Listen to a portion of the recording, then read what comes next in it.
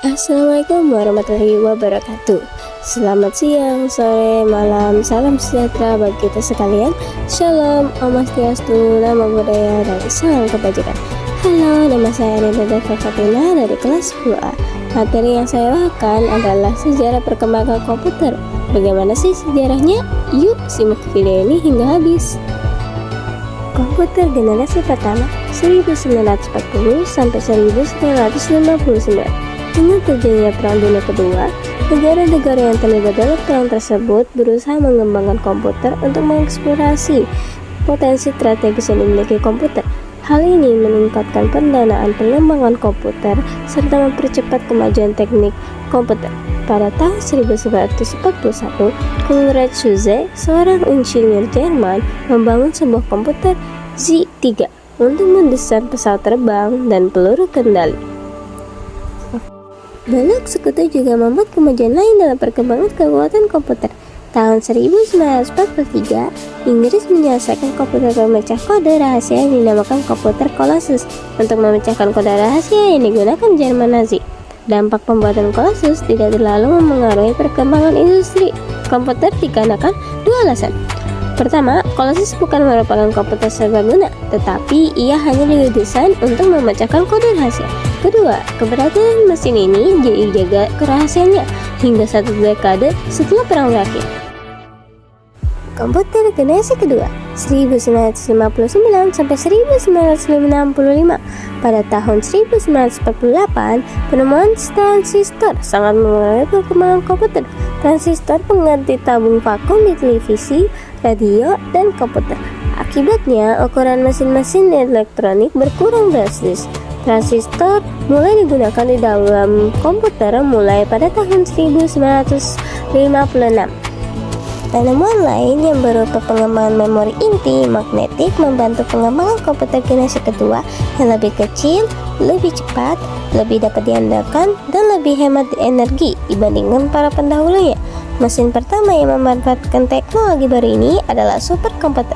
IBM membuat superkomputer bernama Stretch dan Spray Brand membuat komputer bernama LRRC atau Large.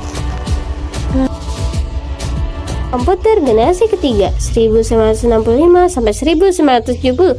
Walaupun transistor dalam banyak hal mengungguli tubuh vakum, namun transistor menghasilkan panas yang cukup besar yang dapat berpotensi merusak bagian-bagian internal komputer. Batu kuarsa menghilangkan masalah ini. Jack Kilby, seorang insinyur di Texas Instruments, mengembangkan sirkuit terpadu pada tahun 1958. IC mengkombinasikan tiga komponen elektronik dalam sebuah piringan silikon kecil yang terbuat dari pasir kuarsa. Para ilmuwan kemudian berhasil memasukkan lebih banyak komponen-komponen ke dalam suatu chip tunggal yang disebut semikonduktor. Hasilnya, komputer menjadi semakin kecil karena komponen-komponen dapat dipadatkan dalam chip. Kemajuan komputer generasi ketiga lainnya adalah penggunaan sistem operasi atau operation system yang memungkinkan mesin untuk menjalankan berbagai program yang berbeda secara serentak dengan sebuah program utama yang memonitor dan mengkoordinasi memori komputer. Komputer generasi keempat dimulai dari tahun 1970. Setelah IC, tujuan pengembangan menjadi lebih jelas mengecilkan ukuran sirkuit dan komponen-komponen elektrik. Large Scale Integration atau LSI dapat membuat ratusan komponen dalam sebuah chip pada tahun 1980-an. Very Large Scale Integration atau FLSI membuat ribuan komponen dalam sebuah chip tunggal. Kini, sebuah mikroprosesor dapat diproduksi dan kemudian diprogram untuk memenuhi seluruh kebutuhan yang diinginkan. Tidak lama kemudian, setiap peranti rumah tangga seperti microwave, oven, televisi, dan mobil dengan Electronic Fuel Injection atau EFI dilengkapi dengan mikroprosesor. Komputer generasi kelima atau yang terakhir, contoh imajinatif komputer generasi kelima adalah komputer fiksi HAL 9000 dari novel karya Arthur C. Clarke berjudul 2001 Space Odyssey. HAL menampilkan seluruh fungsi yang diinginkan dari sebuah komputer generasi kelima.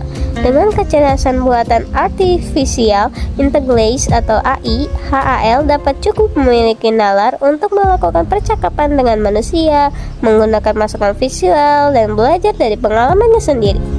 Walaupun mungkin realisasi HAL 9000 masih jauh dari kenyataan, banyak fungsi-fungsi yang dimilikinya sudah terwujud. Beberapa komputer dapat menerima instruksi secara lisan dan mampu meniru nalar manusia. Kemampuan untuk menerjemahkan bahasa asing juga menjadi mungkin. Fasilitas ini tampak sederhana, namun fasilitas tersebut menjadi jauh lebih rumit daripada yang diduga. Ketika programmer menyadari bahwa pengertian manusia sangat bergantung pada konteks dan pengertian ketimbang sekadar menerjemahkan kata-kata secara langsung. Nah, itulah penjelasan singkat mengenai sejarah perkembangan komputer. Mohon maaf jika ada kata-kata yang kurang berkenan. Semoga kita berjumpa kembali di lain kesempatan.